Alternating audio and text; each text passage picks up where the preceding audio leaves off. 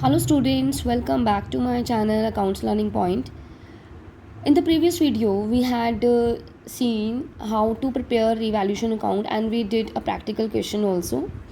And we also seen that at the time of reconstitution of the firm, all reserves and accumulated profits and losses distributed among the partners in their old ratio as well as profit or loss on revaluation account, right?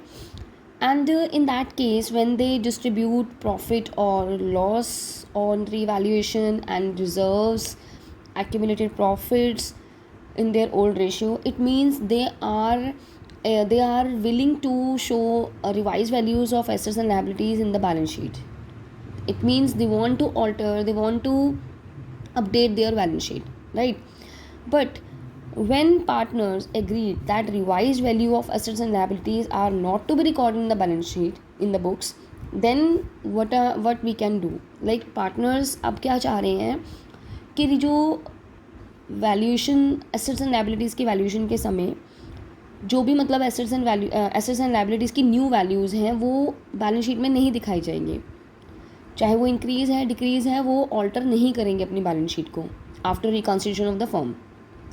In that case जैसे हमने revaluation account बनाया वैसे ही हमने एक working note में revaluation account बनाना है just to सी कि loss है रिवैल्यूएशन का या प्रॉफिट है.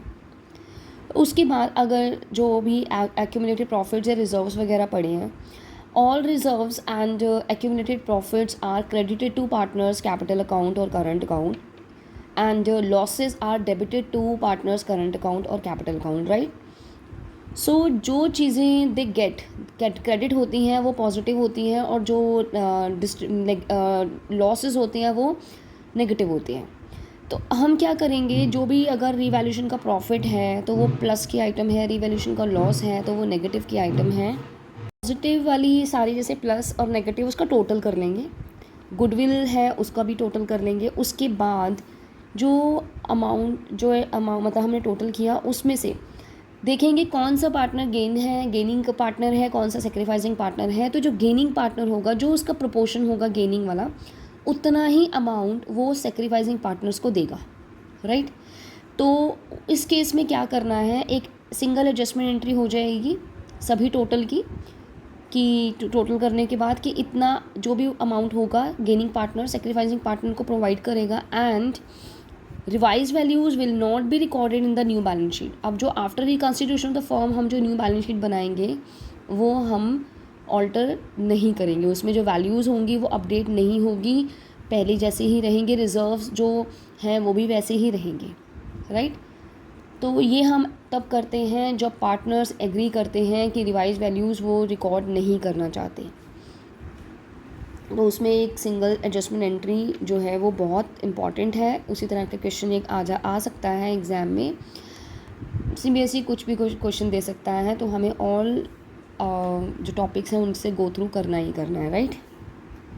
इसको हम एग्जाम्पल से भी समझ सकते हैं. जैसे इसमें ये बैलेंस शीट गिवन है, कैश 30,000, डेटर्स 62,000, अब प्रोविज़न के बाद 60,000, स्टॉक जो है वो 1,80,000, furniture 30,000, plant 2 lakh, building 3 lakh. तो अब ये इसमें जो स्टॉक है वो वैल्यू किया गया 20% लेस, प्रोविज़न जो है वो इंक्रीज़ हो गई है, फर्नीचर डेप्रिशिएट हो रहा है, प्लांट भी डेप्रिशिएट हो रहा है, आउटस्टैंडिंग सैलरीज जो है वो 3,500 है जो यहाँ पर गिवन नहीं है, बट अब ये एक अनरिकॉर्डेड लायबिलिटी हो जाएगी. बिल्डिंग जो है वो 3,50,000 है, वैसे यहाँ पर 3 लाख है तो 50,000 से इंक्रीज़ हो रहा है. और गुडविल वैल्यू की गई 45,000. Partners do not want to record the altered values of assets and liabilities in the books and want to leave the reserve and profits undistributed. तो ये जो प्रॉफिट्स हैं, ये जो रिजर्व्स वगैरह ये अनडिस्ट्रीब्यूटेड रखना चाहते हैं. तो हमें एक सिंगल एंट्री करनी है. देखो अब ये एक तरह से हम इसको ये रीवैल्यूएशन अकाउंट की लाइक चीज़ें हैं. जैसे लॉस है due to 36,000 due to decrease in the value of stock कम हुआ 36,000 से. प्रोविज़न जो है वो 1,500 से है, मतलब बढ़ गई हैं तो लॉस है. वैल्यू फर्नीचर अगर डेप्रिशिएट हो रहा है तो that is also a loss to the firm, तो 6,000 का लॉस है.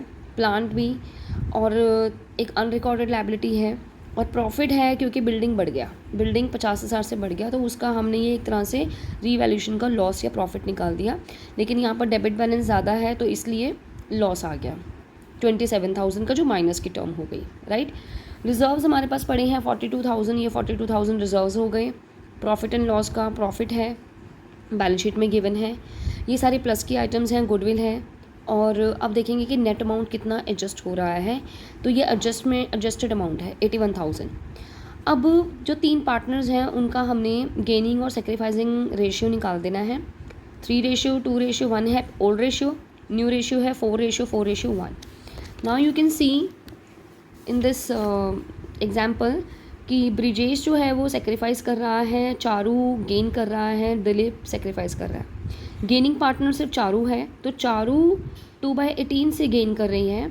तो जो ये 81,000 टोटल अमाउंट आया है, इसका 2/18 निकालेंगे, जो हमारा आ रहा है 9,000।